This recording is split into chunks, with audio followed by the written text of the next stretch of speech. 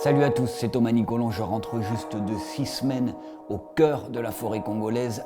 À la base, mon idée, c'était de filmer un petit peu les coulisses de cette mission, mais j'ai été trop occupé, trop de travail, il fallait que je me concentre sur les photos que je devais prendre.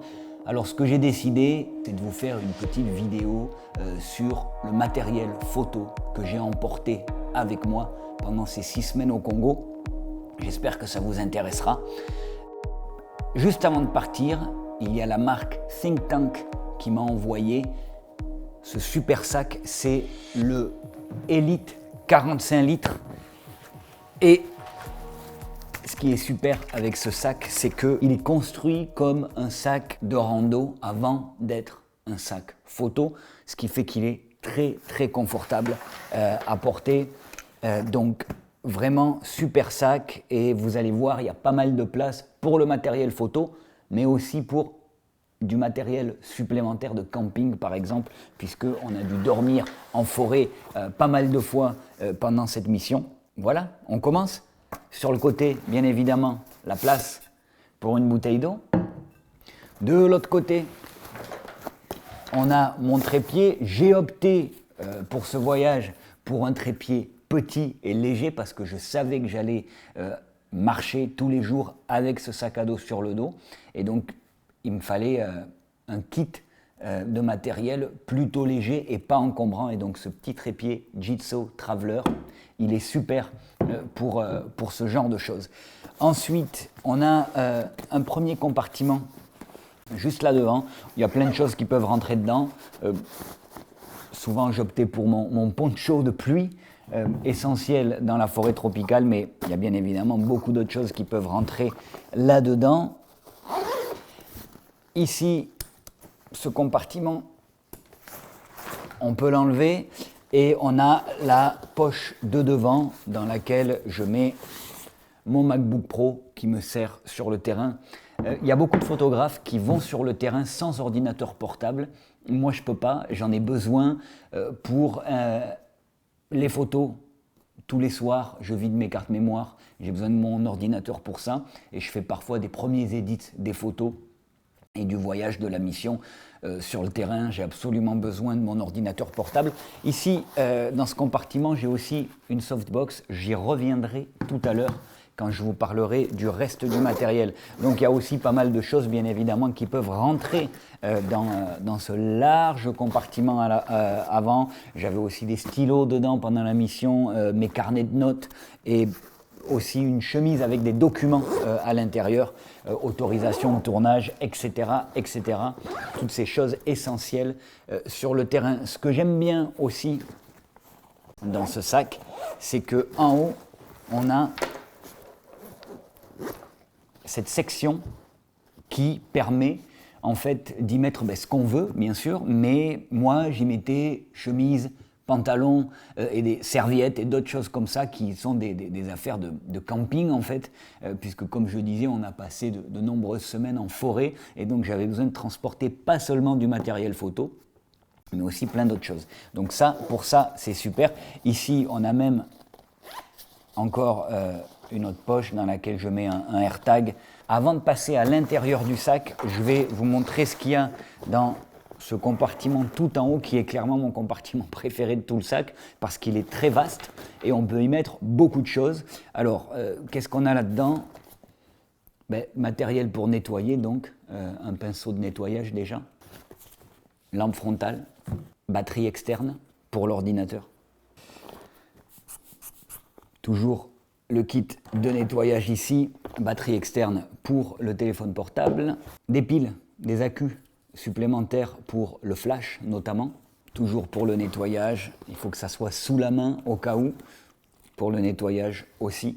J'allais oublier, sur la ceinture du sac à dos qui vient sur nos hanches, il y a cette petite poche que j'adore, encore une fois avec ces fermetures éclairs bien tropicalisées.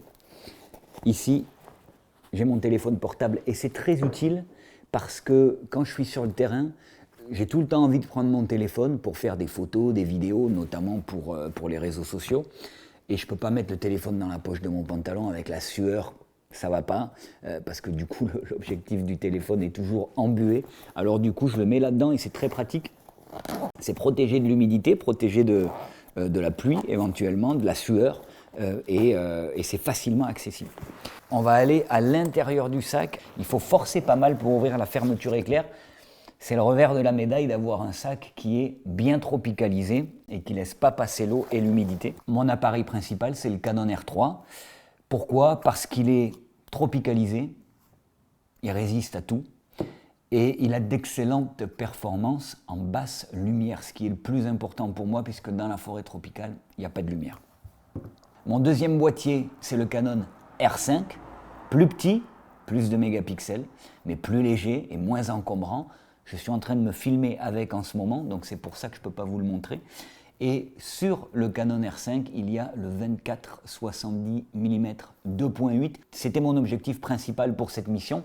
D'habitude, je choisis plutôt le 28-70 f2, mais il est gros et lourd.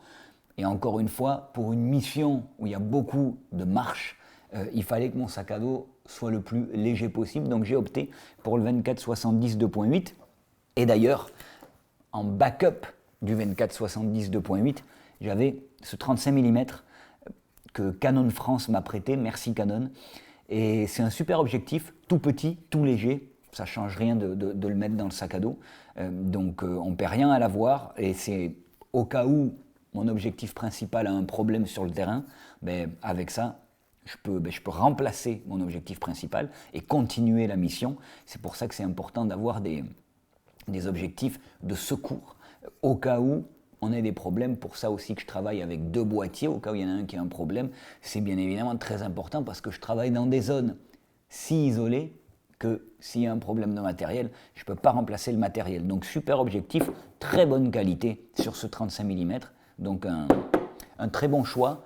Mais Canon m'avait aussi passé un 50 mm 1.2 pour cette mission, pour les portraits.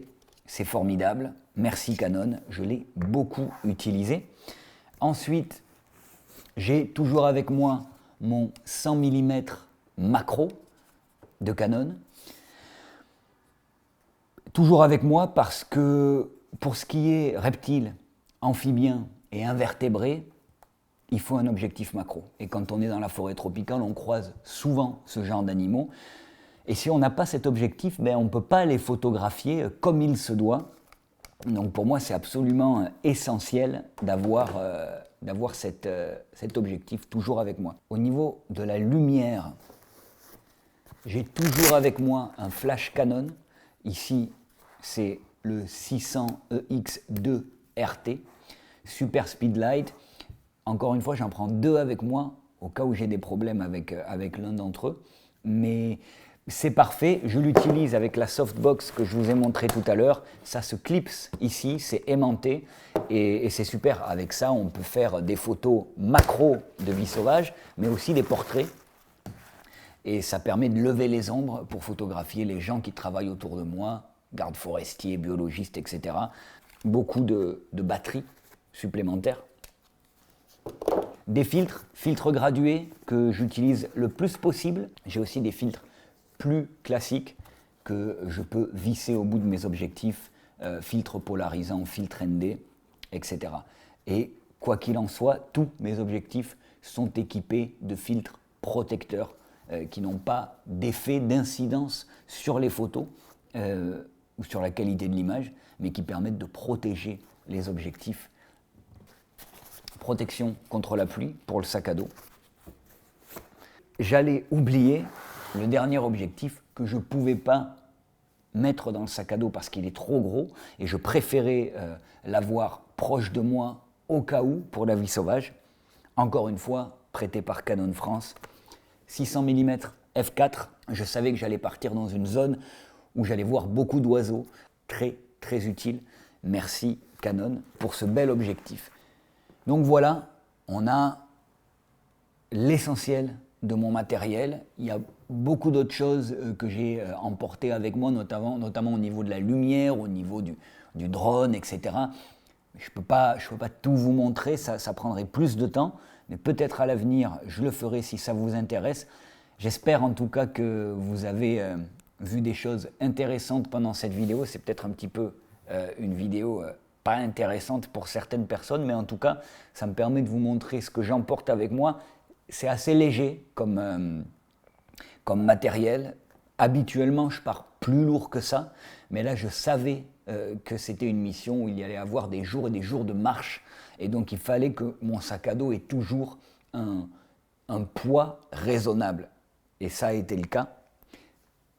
Très bon sac à dos, matériel durable, qui résiste bien à tout ce qui est ronces, branches, épines. Ça ne s'abîme pas facilement. Donc j'ai beaucoup apprécié travailler avec ce sac à dos. Il est encombrant 45 litres, donc forcément c'est plus gros que ce que je prends habituellement. Avant ça, j'avais un 36 litres que j'utilisais beaucoup de Mindshift aussi, le Backlight 36 litres. Maintenant, là, je voulais quelque chose, je voulais passer à un niveau supérieur pour le confort d'utilisation. Et clairement, je ne peux que recommander ce sac à dos si vous avez besoin de marcher. C'est conçu comme un sac à dos de randonnée. Il est fait pour être confortable et pour être facile à porter.